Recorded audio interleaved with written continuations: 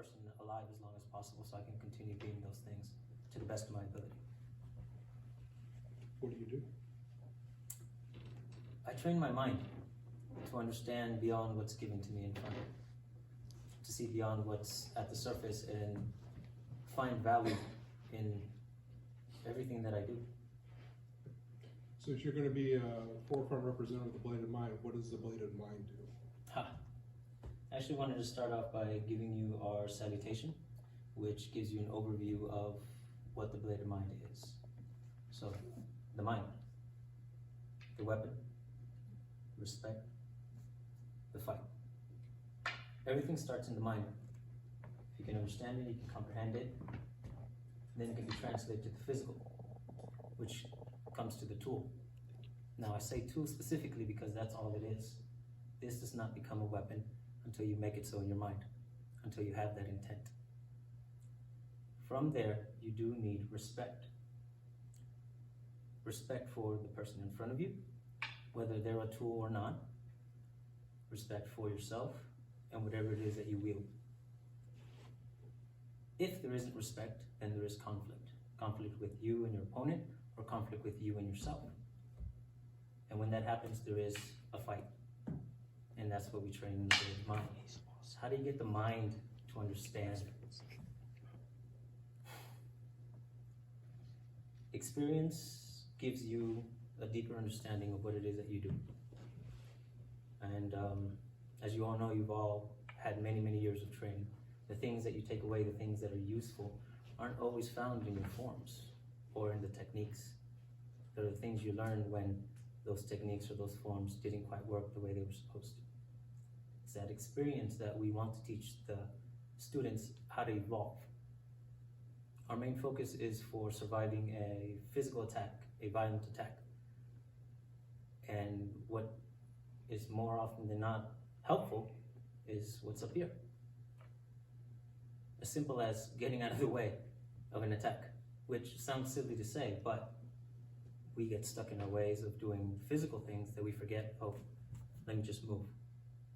And then that's what we do in the bladed mind, is we teach the students how to evolve that mentality through very simple ideas. We don't have a complete system because the basic is all we use. And again, it's to develop the mindset and not the physical. That is going to come over time. And depending on who you are and what your goals are afterwards, you will start training more, start going to the gym, start developing the attributes physically. But the mentality is what's going to allow you to use those things better and for what you need them. A fight is chaotic. There are no set standards of what's going to happen or not happen. And if your mind isn't adaptive to the changes that happen then and there, then you may be on the losing end of that particular situation.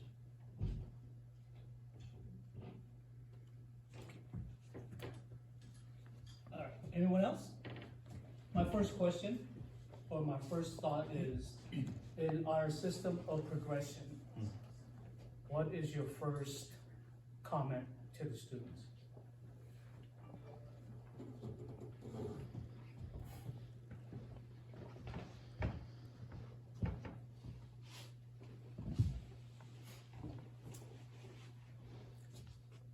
In our system of progression. Damn you, Danny. Let's reword that. Yes, Set to 5 levels of understanding. that's where I was going. That's where. At the very beginning, what we're just going to show you is motion.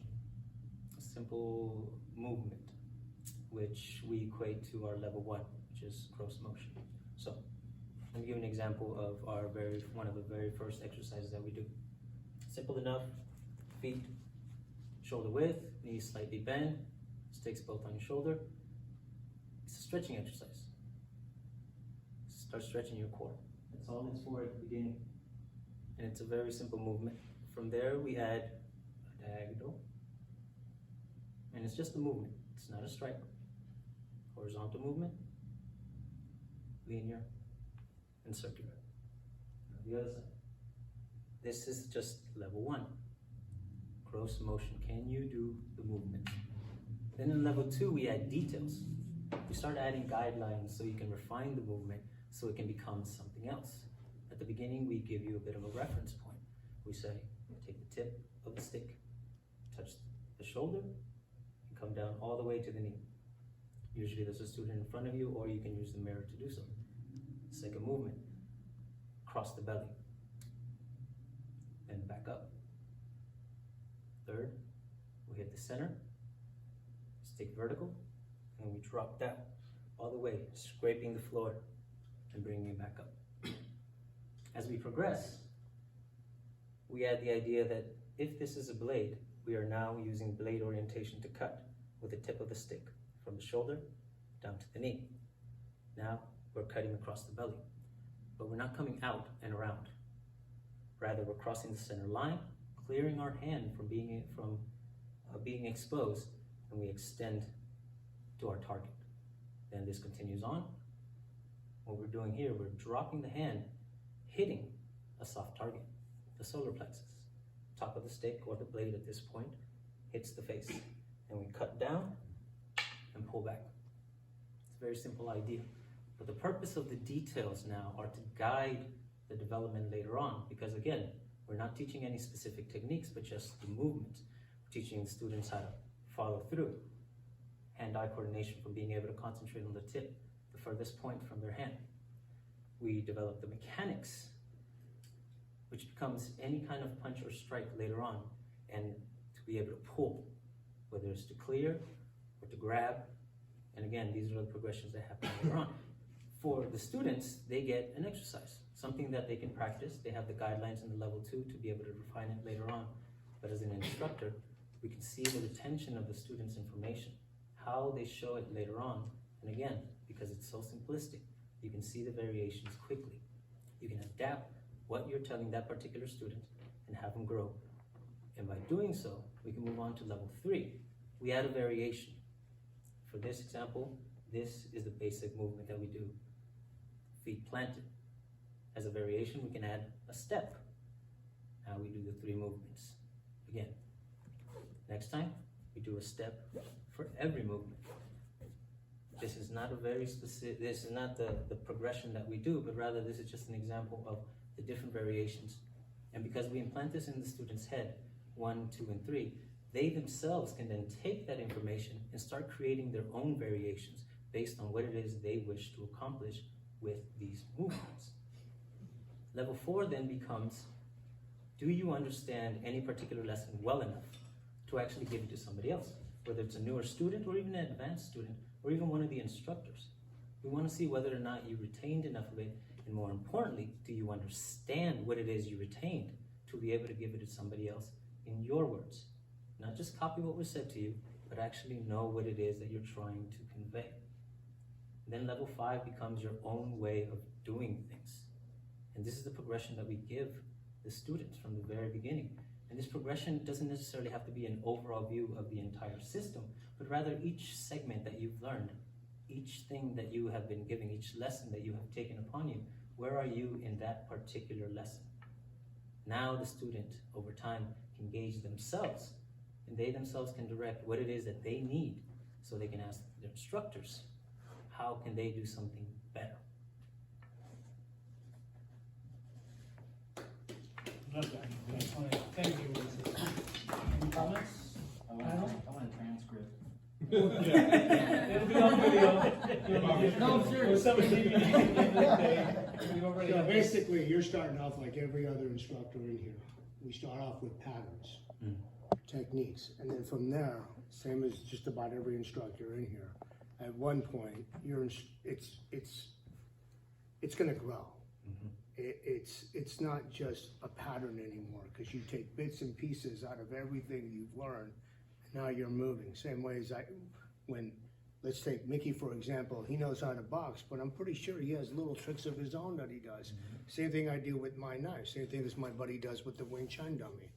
Everything's going to start off in a pattern as you demonstrate it. And then I like the fact that at one point, the student can create different movements within that pattern or change the pattern, but it's still the movements that he learned throughout all his time. Right. Okay. And all the while they're developing the mechanics that they're going to use to get along. And by doing so, the students are then allowed and encouraged to make those connections themselves. Each lesson afterwards isn't a new lesson, but rather a variation of what they were given prior.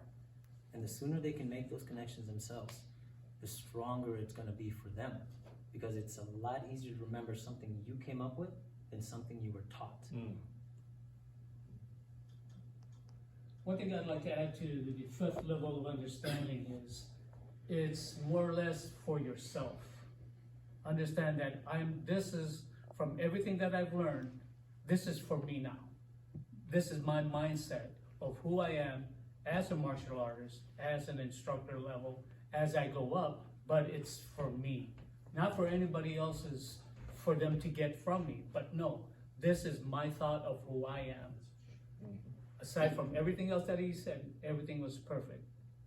I couldn't have said it any better myself. And I will get a transcript out to everyone. So Danny, is he at the Thank you. fifth level currently? He has opened his own doors to his fifth level, and he's there. Okay, so, He knows you know who you are, right? so share with us what you've come to thus far at that fifth level. You have to understand that my mind is very analytical. Math was always my favorite subject in school. So for me, it's Okay, It's think of also- it think of it as the function of it. well, and that's what happens in my head is that I take all the information that I've been giving it and I break it down to my understanding. And the strength behind a thought is dependent on how well it can be used. And the way that I move is my way of moving. I don't look like Danny, I don't look like Rick. We know the same patterns, we know the same ideas, but the way I formulate them is all me, and every time I move, I learn something new about myself. And it's a never-ending thing. This is a lifelong pursuit for me because there's always going to be something more to learn about me, not the art. Different techniques, different ideas, sure, but it's all just the body. 2 arms, 2 legs. And just that simplification alone has opened my mind to take in as much as I possibly can, but because of the way that I was taught to break things down, to find the common ground in everything, well then I can relate it to myself, which means I can perform it. I can learn it faster. I can do it faster because it's not something new, just something different. Anyone else? Being a weapon-based system and understanding the weapon, would you please describe the anatomy of a weapon? Ooh. A bladed weapon or any weapon in general? Let's go with the bladed weapon. Okay. Pick one. Do we have any here today? Yeah, are there any available? Cesar? Take that one for instance. That one for instance. Well, the truth is that the reason why we use a stick is because it's a learning tool. Now, we tell the students that as they're learning with this blunt object, to think of it as a blade. And blade has 5 main parts. You have the tip, you have the blade, you have the spine or the blunt end, you have the flat sides, and you have the pommel or the puño in the FMA world. And when you're understanding what's in your hand at any given point, because you've progressed enough where the movements are just movements. Now you have an idea of, okay, what can I use on this weapon and what movement do I need to accomplish that? So if you want to hit with the flat ends of this particular blade, you have your abanicos or watiks. Oh, I can do it here too. Down here. I'm not cutting anyone, but because I'm blade oriented, I'm more concentrated on where my body is and how my body needs to move in order to accomplish that. So again, I'm further developing my mechanics in a meticulous way that's meant for versatility more than anything else. Then, what about if I want to use the tip? Well, you have thrusts. Oh, you can come on the back end. Okay, well, I can thrust down too. But if I want to use the blade, well, I have slashing motions. Now I'm growing the the tools that I have available to me by understanding what's in my hand. What if it's not a blade? What if you use a cell phone? It has edges too. It has flat sides too. Because you're able to break down what's in your hand at any given point, you can associate what you're capable of doing with it without having to go back and be taught that specific weapon. Same thing with empty hands. Same idea. You have the tip, could be a fist, could be a palm, could be a thumb. You have the blade, which you can use for hacking, you can trap, you can do different things with it. You have the puño, or the butt, your elbows. So now this same motion can be an elbow, could be a slap, could be a palm, could be a poke. It doesn't matter. The movement stays the same, but because the weapon orientation changes, now I have more things that I can do at any range. Nice. Nicely said. All right. Right. Yep, Question for your student. okay. Danny did the anatomy of a weapon. Let's go with the anatomy of a strike. Ooh. Would you like to help me with that? You're already standing. I was going to ask Danny, but he looks comfortable. No, that wasn't going to get out. Lazy old man. No. So an overview for, and this is again my understanding of the anatomy of a strike itself. It is the elements that are found in any given fight, any given strike, any given technique. There's 5 elements that are always present. Your target, the weapon that you're using based on what we were just talking about. Would you mind holding that, sir? So if my target is his face, and I want to hit him with the puño of my weapon, too far. Okay, so I need footwork in order to get me there. Now, how am I going to deliver that particular strike? Well, I can come up, come across, come up this way, come down. These all are the elements that are found in that. And the 5th point in the anatomy of a strike is, what do I do afterwards? Am I just going to walk up to him and hit him, and that's it? No, there has to be a follow-up. But with that follow-up, those first 4 elements are now alive again. And if you understand all the elements that are involved, then you can start thinking on both sides. Because if I try to come in here and hit him, is he just going to stand there? No, he's going to try to stop. So if I try to hit him with that, he's going to do something else. Which means now that element that I wanted to hit, my target, has changed. It has to change. It will change. But if you're unaware of those particular changes, you're not going to know what to do. Because then I can come down, and I go back to my original target. And my follow-up was with my other hand, and then I complete the cycle and I continue it until the fight is done. It's an overview of what's going on in front of you at any given point. And if you can explore each one of those points and the possibilities behind it, say for example, if my target is only his face, well, what are the other elements I can change? I can change the type of weapon that I use. It could be the tip, it could be the blade, it could be the spine. It can go back to the puño. I have to explore the footwork that I need because the ranges are going to change depending on the type of weapon that you use and when you want to use it. The delivery are other variables that you can then explore. How many ways can I deliver this puño to his face? What happens if he moves? Now you're adding another element to it because now your footwork is dictated by what he's doing and less so what you want to do. But if he's swinging at me, well, my target is his face, but I need to switch targets. I can't blindly go in there, get hit in the process. So my target has to change to that. Now I hit his hand, now I can go back to my original target. But these are all the elements that are constantly evolving and changing throughout a fight. And the more you can understand what those are and then work them, explore them, well, then you give yourself more of a versatility to adapt to an ever-changing situation. Good answer. Questions?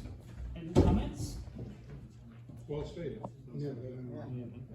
So, Professor Bob will tell you, I pepper you with questions. Hey, listen, you're here, we know you know the skill, I wanna know the depth, I wanna know you as an individual with that. Show me what you just described. You showed a little bit where he changed his head, but show me that in a flow, if you can, just a short one about how you're looking at it, explain your. That's way gonna through come it. up in this cadenza, Perfect. which is exactly that, so we're Perfect. gonna hold off on that. And again, when we get to that part, I'll explain the cadenza and how that all is, and that's what you'll be able to see. Perfect, because I love the answer. What do you say? And I love the answer, and I want to see that, and just for my own interest. No, we also wanted to show you with Kuya Dan's help, a bit of a free flow when we do with partners. Sure. So we'll show that later on too. So your system is very organic, it grows and grows. So what part of it have you made grow?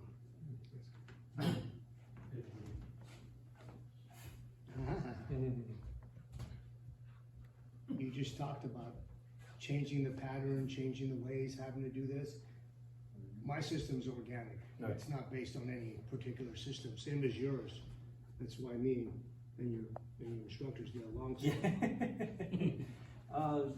What have you made in your system more organic in your mind? Just move. Hmm? Just moving.